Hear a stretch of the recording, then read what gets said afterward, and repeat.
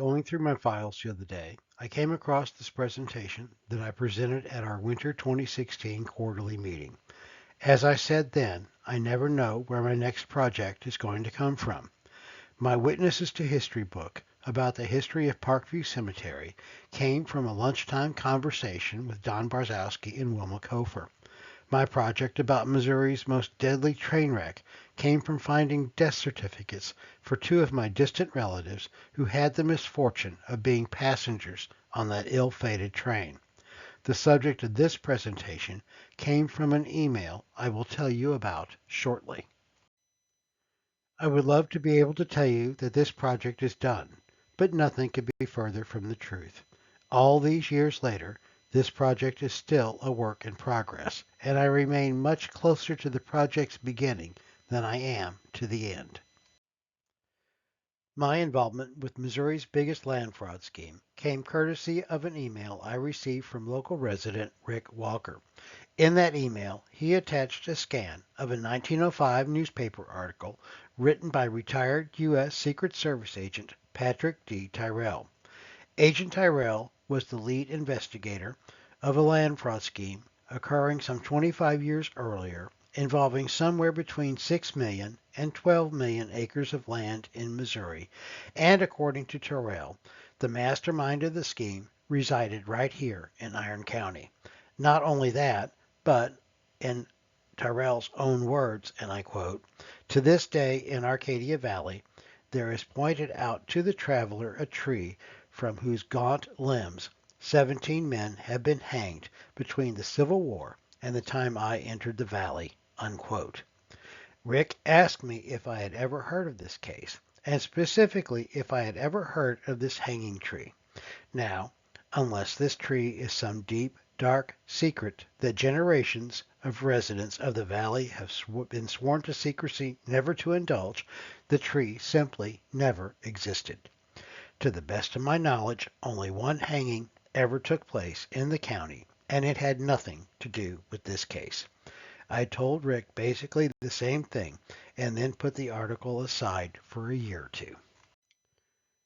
While the article was out of sight, it was never really out of mind.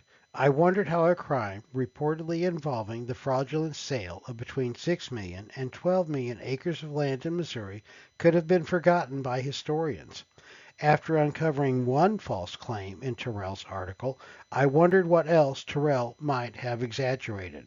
Finally, I was puzzled as to why no one remembered that the alleged mastermind of the crime was Robert L. Lindsay, who happened to be the son of James Lindsay, who has been identified by at least one author as the father of Iron County.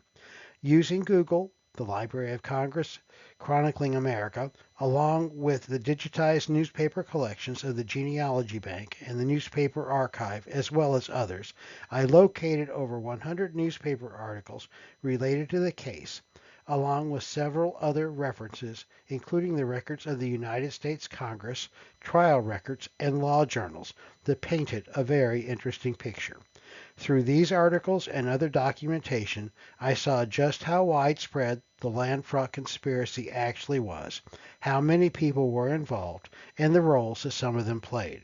I got an idea about some of their personalities and motivations. Finally, the twists, turns, dead ends, downright bizarre occurrences, many beyond this case, began to capture my attention. In short, I was sucked in. Before I talk to you about the case, let me tell you a little bit about Patrick Tyrrell.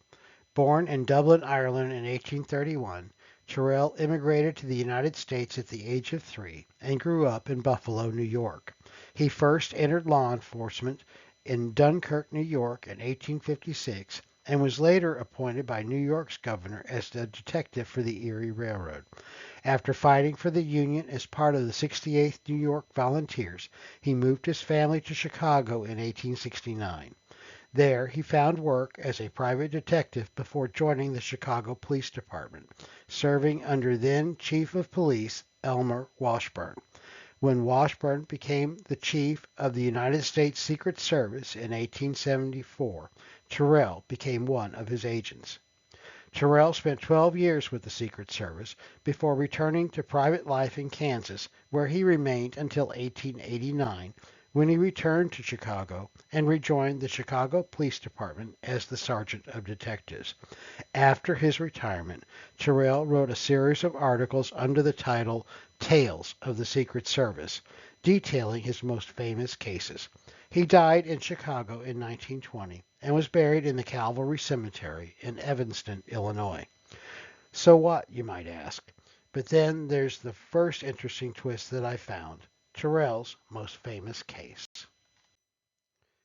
While serving in the Chicago office of the Secret Service, Terrell's investigation of a Chicago counterfeiting ring led to the arrest and conviction of an engraver named Benjamin Ben Boyd. Boyd was sentenced to 10 years in prison at the Illinois State Penitentiary at Joliet. Boyd was a small-time Chicago crime boss Jim Canale's best engraver of counterfeit plates, and Canale needed him back. To facilitate Boyd's release, Canale masterminded a daring crime, the theft of Abraham Lincoln's body from its tomb in Oak Ridge Cemetery in Springfield, Illinois. The plan was to steal the body and hold it for ransom. They would demand $200,000 in cash and a pardon for Ben Boyd. Perhaps masterminded isn't the best word, in that the conspirators were more like the gang that couldn't shoot straight instead of masterminds. Enlisted in Canale's task were two of his gang members, saloon keeper Terrence Mullen and counterfeiter Jack Hughes.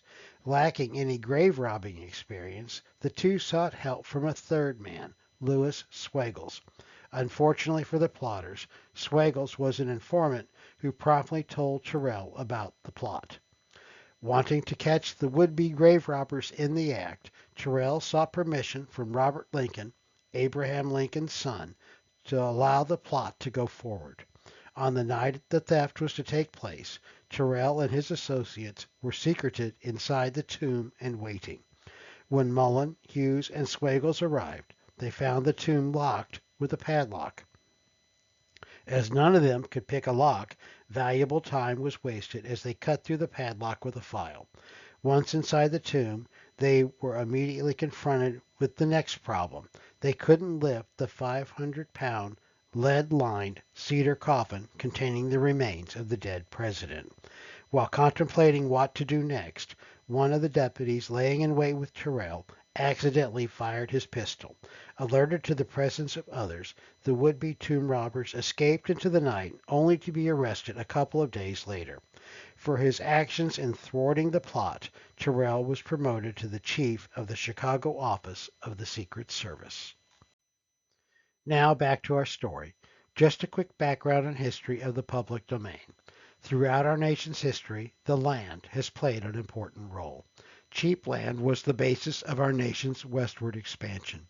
It provided opportunities for individuals and families and was the cornerstone of settlement and economic development. The sale of land in the public domain provided revenue to the federal government that helped to pay our national debt, fund our national defense, schools, transportation, and other needs. Between 1721 and 2010, some 816 million acres of land in the public domain were transferred to private ownership. The General Land Office was created in 1812 to administer the land in the public domain. It became part of the Department of the Interior when it was created in 1849. Field offices were created in the states and territories to serve the needs of the settlers. The first land offices in Missouri were established in 1818 in Jackson, Franklin, and St. Louis. A series of legislative laws were enacted starting in 1785 that sought to administer the sale of land in the public domain. But with each new law passed, ingenious individuals found ways to take advantage of them, circumvent them, and in some cases flat out break them and get away with it. One class of these individuals were the land speculators. In the days before derivatives, junk bonds, and stock IPOs, land speculation provided a pathway to wealth. Speculators would buy up large tracts of land in yet undeveloped areas and then sell them off in smaller chunks as development approached and the value of the land rose. This practice continued through several periods of boom and bust. While land speculators may have taken advantage of early land laws, their activities were not necessarily illegal. Land fraud, however, had been around since before the nation's founding, and not all land fraud cases were huge. The history of land ownership across the country is ripe with cases of land fraud, both big and small. Our story, however, begins to take root much later. Congress passed the preemption law in 1841 to put settlers on an equal footing with land speculators. Even before the first land laws were enacted, settlers on the frontier were moving onto unsurveyed public lands, clearing them, making improvements to them, and eking out a living. These settlers had little money and couldn't compete with the land speculators. Although these squatters were sometimes forced from the land that they had occupied, the government over time started offering preemption rights to these settlers. Preemption allowed the settler the right to buy the property that they had improved at the minimum price then set at $1.25 per acre. The preemption law codified this practice and allowed every person being the head of a family, a widow or single man over the age of 21 to purchase up to 160 acres. Claimants had to reside on the land and to make improvements upon it. The problem was that not all land was equal. Just look at Missouri as an example. Farmland in the Missouri River and Mississippi River valleys was much different than the hardscrabble farmland in the Ozark Mountains. With large portions of land going unclaimed in several states, Congress enacted the Graduation Law of 1854. Promoted by Missouri Senator Thomas Hart Benton, the law provided that less desirable lands be open to private entry. Lands that had been offered for 10 years or more would be offered at $1 an acre. More than 15 years at 75 cents an acre. At 20 years or more, 50 cents an acre, at more than 25 years for 25 cents an acre, and for over 30 years at 12.5 cents per acre. Settlers had to either live on the land or the property adjacent to it. The law achieved its desired result immediately. In 1854 alone, 7 million acres of land were sold, a 700% increase from just the year before. While this was a great boon to many settlers, unscrupulous individuals and companies took advantage of the law to fraudulently acquire huge tracts of land far beyond the legal limit of 320 acres established by the new law. Quoting from Donald L. Stevens' work, A Homeland and a Hinterland, comparisons of census records and the land titles revealed widespread speculation. In a single Reynolds County township, the 1860 and 1870 census indicated that more than 90% of the land buyers between 1854 and 1859 were absentee owners. Next door in Shannon County, land titles demonstrated that many people buying 320-acre tracts in 1859 and 1860 came from Massachusetts, New York, and other northern and eastern states. The buyers included agents of lumber and railroad companies. For example, historian James Murphy noted that railroad companies used the laborers on the St. Louis and Iron Mountain Railway, stretching south to Pilot Knob, as agents to assemble large tracts of land beyond the 320-acre limits set by law. Many Irish immigrants worked on the Iron Mountain line, and in Reynolds County, an unusually high number of Irish immigrants holding land titles suggested that the railroad capitalists used them to purchase large tracts. Unquote. This is how it worked. The speculators would hire individuals to file for 320-acre tracts. For this act, they would have been paid up to $1. The filer would be given a deed, but would be told that they could not receive the patent unless they resided on the land for 2 years and made improvements upon it. Instead of doing so, the deed would be turned over to the speculator. 2 years later, false affidavits would be filed saying the requirement had been met and the patent would be issued. With the great volume of land being claimed under the graduation law, there was simply no way for officials either at a local land office or in Washington, D.C., to validate the claims. One of these speculators, who acquired dubious title to large tracts of land illegally, was a man named Levi E. Wybark. Wybark will become a central figure in our story. Before we get to the case itself, let's talk a little bit about the Lindsay family. The family patriarch was James Lindsay. Lindsay was born in Orange County, Virginia in 1814 and eventually moved to Madison County, Missouri in 1842. He was elected to the Missouri legislature in 1850 and to the Missouri Senate in 1854, where he was one of the forces behind the creation of Iron County in 1857. Lindsay established the Ironton Furnace, a free soil newspaper, and openly supported Abraham Lincoln for president in 1860. James was married twice, first to Carolyn Fryer. 6 children were born to this marriage before Carolyn died. James then remarried Geraldine Peck, and 7 children were born to that marriage. With the outbreak of the Civil War, James helped to organize companies of men for 2 Union regiments, the 1st and 6th Missouri. He was the acting quartermaster for the 8th Missouri when he gave up his commission to return to Ironton, where he had been appointed by President Lincoln as the Register of the Land Office. The Land Office was moved from Jackson to Ironton at the time of Lindsay's appointment. I suspect that once you hear the rest of the story that many of you will want to read Terrell's article. When you do, you will find out that a large number of blank land patents, maybe as nearly as many as 300, went missing from the Ironton Land Office during the war. The Lindsays maintained that these blank land patents, as well as other files, went missing at the time of Price's raid in September 1864. Terrell always believed that James Lindsay was part of the land fraud conspiracy. That said, I want to make it quite clear here that suspicion is not fact. James Lindsay was never arrested, and there is no concrete evidence that he ever took part in any of the plots that we are about to describe. This, at long last, brings us to Robert L. Lindsay, the eldest son of James Lindsay and Carolyn Fryer. Robert was born in January 1841 in Madison County, Missouri.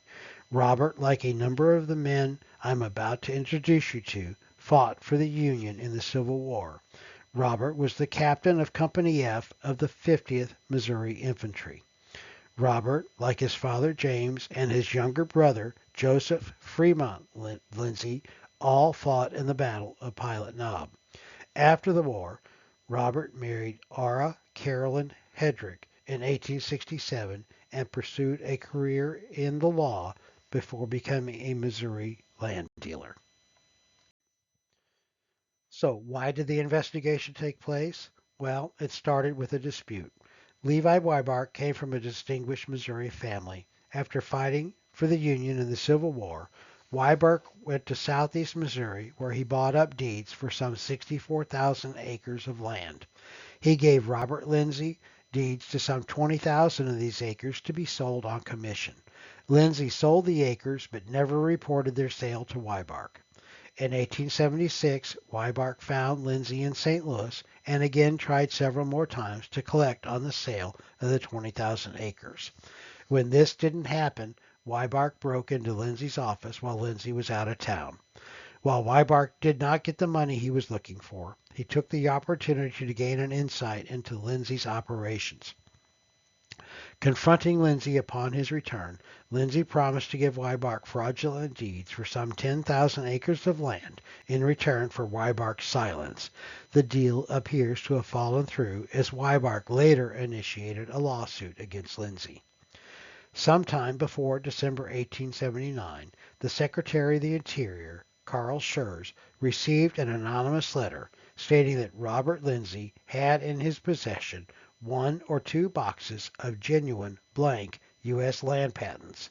The letter writer went on to say that Lindsay had the boxes concealed and that he had queer dealings with queer people. The letter writer professed to being a friend of Secretary Schurz and suggested that the secretary might want to look into the matter. Was the letter written by Levi Weibark?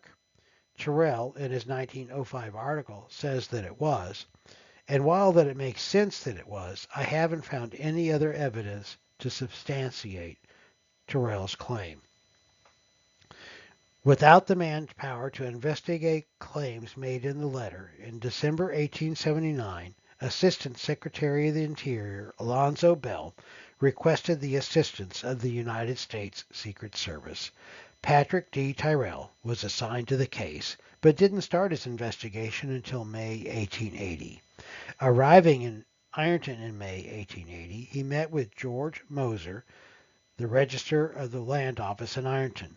Moser was the successor to James Lindsay in that post. Terrell's subsequent investigation turned up widespread land fraud, some dating back as far as 1855, some 6 years before the office was moved to Ironton. From Ironton, the trail of the land fraud led to several suspects in St. Louis, including Robert Lindsay and Levi Weibark, but also as far away as Cleveland, Ohio, and Pittsburgh, Pennsylvania. All told, the amount of land involved totaled somewhere between 6 and 12 million acres. With some of the fraudulent transactions dating back some 15 years, those involved with investigating and prosecuting any of the involved individuals faced an immediate problem. The statute of limitations for the crimes involved for these acts was only 3 years. With that in mind, Terrell and the other agents involved focused their attention on the most recent offenses. Knowing that the arrest of certain individuals would alert the others, law enforcement officials devised a plan to make simultaneous arrests in St. Louis, Cleveland, and Pittsburgh. The arrest took place on March 15, 1881. Despite Terrell's claims in his 1905 article, I don't believe that Robert Lindsay was the mastermind of the entire land fraud operation. In fact, I've come to believe that it wasn't one group of conspirators, but at least 4. What made Lindsay seem like the mastermind was that he was involved with at least 2 of the other groups. We've already touched on Levi Weibark, but besides being involved with Lindsay, we also know by his own later testimony that Weibark was also involved in fraudulent land deals with Samuel L. Carter. Carter appears to be one of the major conspirators. The Cleveland conspirators were the only group appeared to be tied solely to Lindsay. At the head of the Cleveland group was Orlando Van Hise. We know that Robert Lindsay's association with Van Hise goes back to at least 1872, as that is when the 2 of them, along with others, organized the Missouri and Arkansas Railroad Company.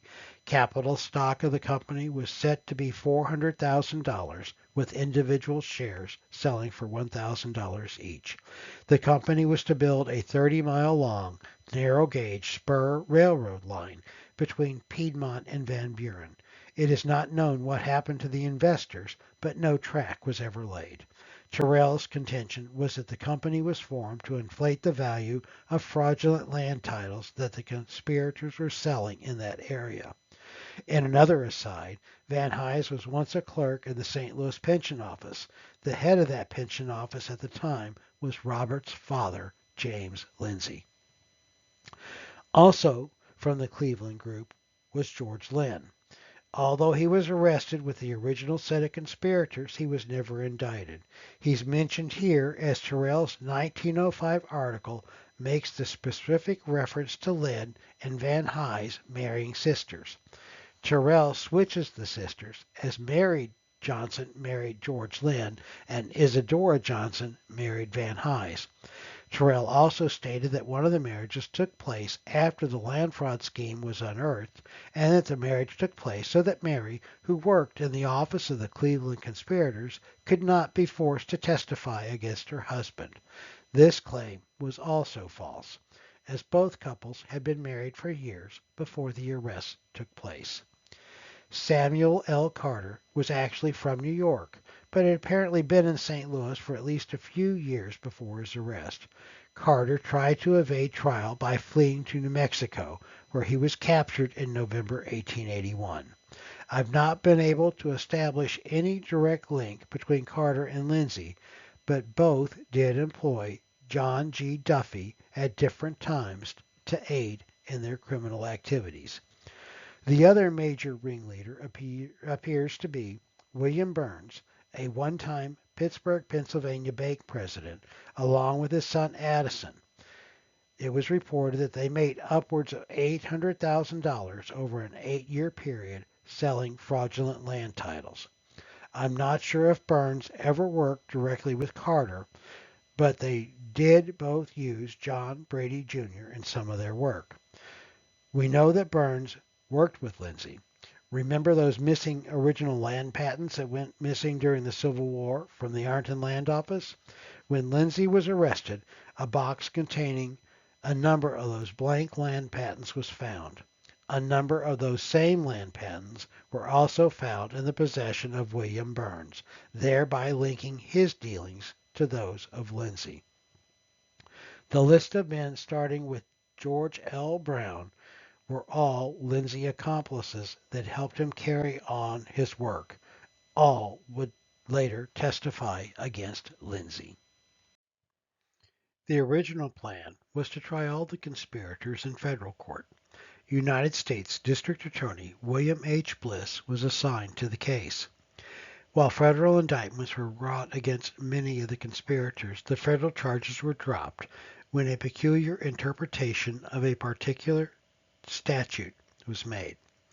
Under that interpretation, a federal land patent, even if fraudulently issued, was valid. In other words, if the government did not find out about the fraud before the patent was issued, it could not be nullified, nor could the guilty persons be prosecuted. Bliss went to Washington, D.C. to meet with the United States Attorney General, where it was decided to drop the federal charges and instead prosecute the conspirators in state courts. Bliss and his associate, James R. Harris, although federal prosecutors, would assist local prosecutors in the state courts to try the cases. This is where the story really started to get interesting, yet frustrating for me. Whatever federal court records exist are still either in the National Archives in Washington, D.C., or the National Archives facility in Kansas City. Records from the state courts reside in the city or county where the court was located. Any of you that have ever done genealogical research know that when a given set of records exist, the only gap in those records will be during the time period that your ancestor would have been mentioned. So it was with the records of the St. Louis City Circuit Court. All of those records have been transferred from the court to the Missouri State Archives branch in downtown St. Louis. While the criminal docket books still exist, none of the individual case files do. Criminal case files, where available, can give a great insight into the courtroom proceedings. Over the years, things have a habit of disappearing from these case files as well. Such was the case with the criminal case files for William and Addison Burns, which contain nothing of research value. Case files are also non-existent for the cases tried in Steubenville, Ohio, and research remains to be done to see if any of the case files exist for any of the Cleveland defendants. Without court records, I was left with two main sources: congressional records and newspapers. For reasons that will become evident a bit later in my presentation, a detailed accounting of the expenses incurred in prosecuting the land fraud cases was presented to the United States Senate by the Secretary of the Treasury in 1887.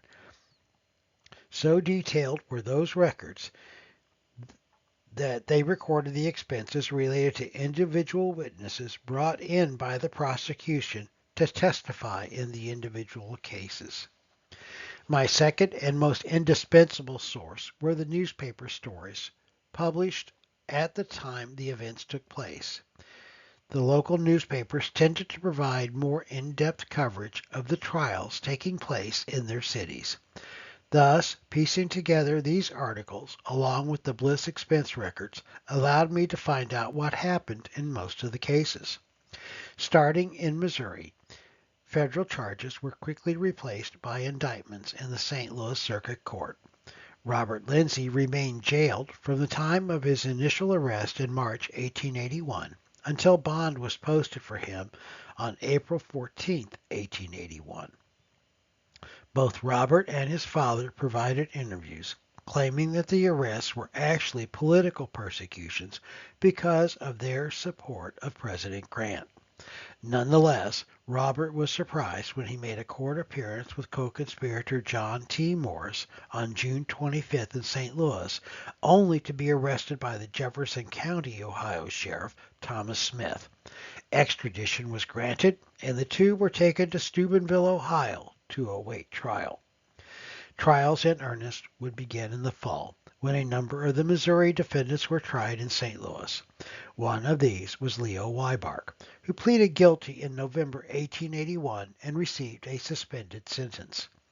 As he was a prosecution witness in a later trial, it could be that the plea deal was reached for his cooperation.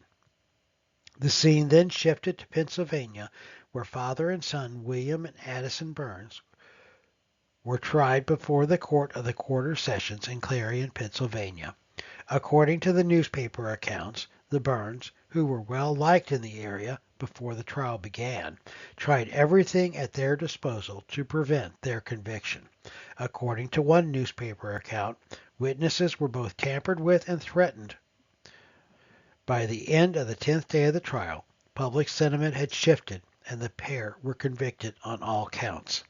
In the sentencing of the pair, the judge in the case addressed the pair and said, quote, "In the history of crimes of this country, there is no one that I know of that has developed so complete a system, so complete a skillful intertwining of falsehood, perjury, and forgery." Unquote. Next was the trial of Robert Lindsay in Steubenville, Ohio, where witness after witness was called by the prosecution beginning on December the 14th. The trial lasted for 6 days, and after deliberating for only 2 hours, the jury unanimously agreed on the verdict of guilty. At his sentencing on December the 30th, Lindsay, still professing his innocence, asked Judge James Patrick to set him free. Lindsay told the judge that he wished to be free of this miserable trouble and that he wanted to spend the rest of his days in peace and quiet with his little family, who he claimed were now destitute. In response, Judge Patrick told Lindsay that in his opinion the jury had reached the correct verdict. The judge expressed his deepest sympathy to Lindsay about the plight of Lindsay's family, but told Lindsay that he should have thought of them before committing the crimes. There's not a lot to say at this point about the Cleveland group of conspirators. As the next slide will show, all of them, with the exception of George Lynn, were indicted. What happened to these individuals is still part of my unfinished research, but there's a couple of ghost stories that I will tell you about them shortly. The beginning of 1882 saw the focus shift back to St. Louis, where the last remaining ringleader and some of his associates were awaiting trial. Samuel Carter pleaded not guilty to all the charges against him, but changed his plea to guilty for the case being called on January 3rd. In return, all the other charges were dropped. Before being led away, Carter gave the prosecuting attorney a box containing a bundle of about 100 forged deeds and said that as he was going to the penitentiary, he would have no use for them. If you read Tyrrell's 1905 article, you will find his claim that all 22 of the men indicted were convicted. Like other lapses in his memory or fact-checking, this claim was also incorrect. My search thus far has revealed 12 convictions, those names that you see here with a check mark beside them. Levi Weibark was given a suspended sentence as and was a witness against some of the other conspirators. Samuel L. Carter was sentenced to 6 years in prison in Jefferson City. Father and son William and Addison Burns were each sentenced to 7.5 years in prison. Lindsay was sentenced to 9 years in the penitentiary at Columbus, Ohio. Defendants Brown and Schuster received suspended sentences, but the remaining conspirators were punished with sentences ranging from 6 months to 7 years. As best as I can tell, George Lynn was never indicted by the state of Ohio. As to the remaining Cleveland defendants, I cannot find where a single one of them ever went to trial.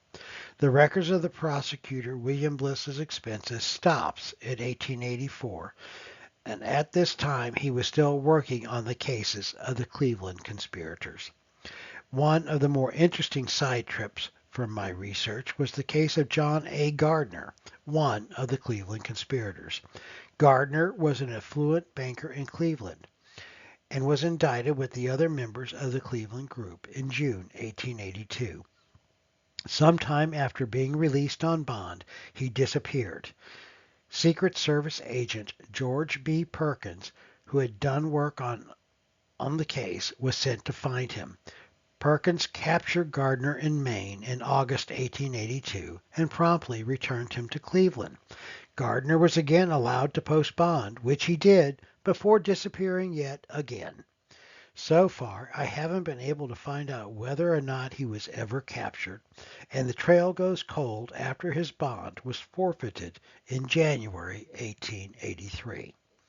I also cannot find any record for the conviction of John Duffy, John T. Morris, H.R. McClelland, or George Nelson.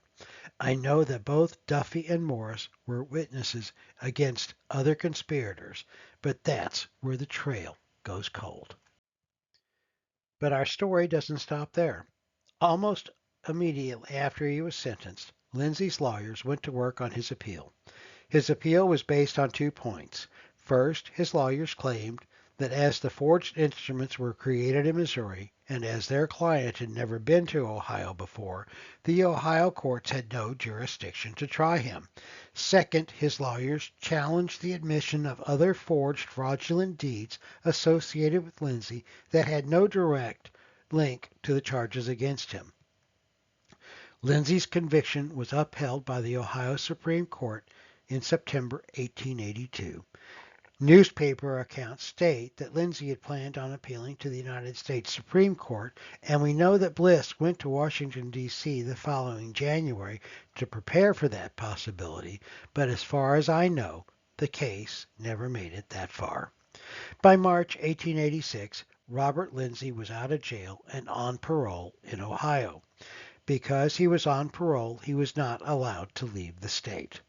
That changed on March 13th, when Lindsay was pardoned by Ohio Governor Joseph Foraker.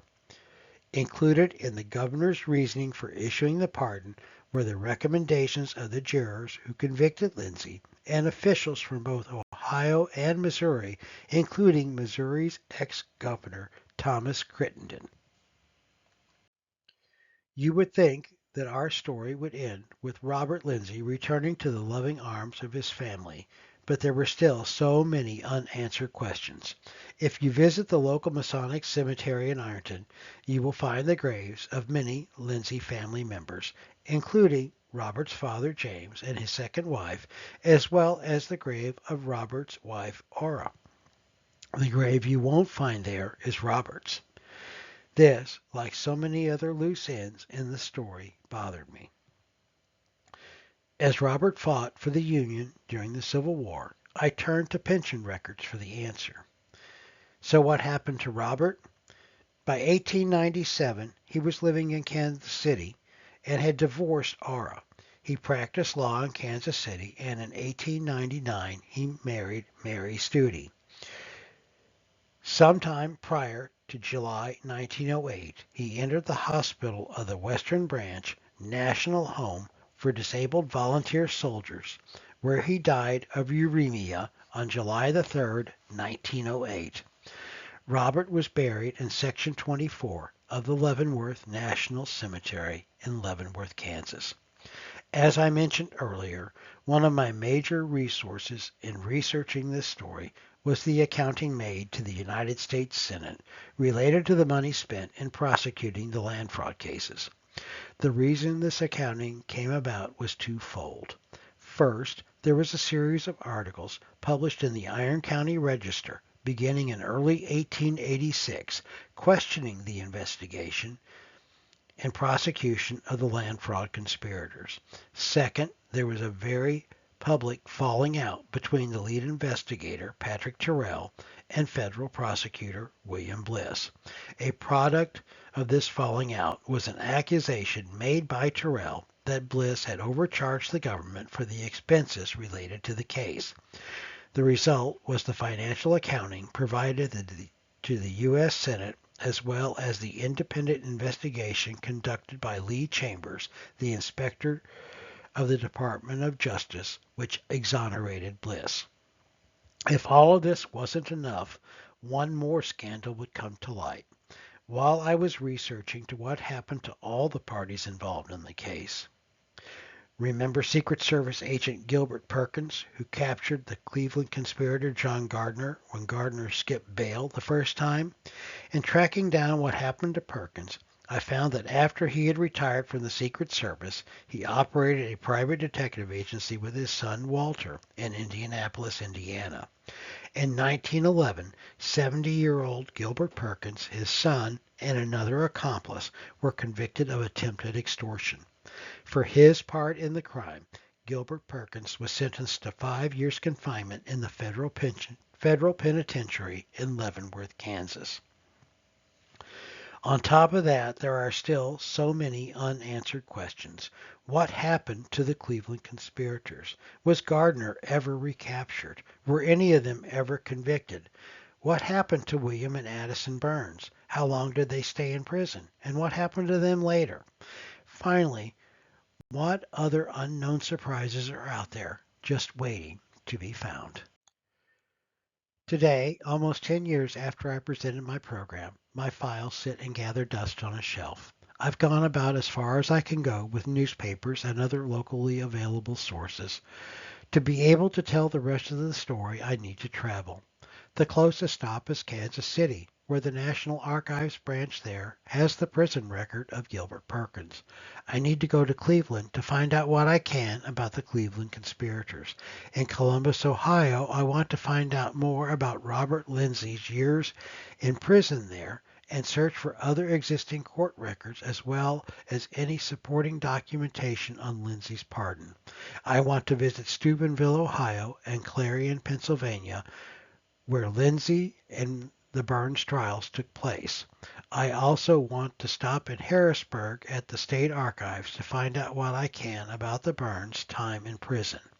Finally, the key to whether or not there is enough information for a book lies in the holdings of the National Archives in Washington, D.C. From the records of the Department of the Interior to the Department of Justice and beyond, the answers that I need are there. I still think this has the makings of a good book, but I'm afraid that's going to have to be a project for someone else. I hope that you enjoyed this presentation, and I hope it has awakened a curiosity in each of you to go out and find a story that interests you. There's so much history out there just waiting to be discovered. That, and you never know where a simple question about a long-forgotten newspaper article can take you.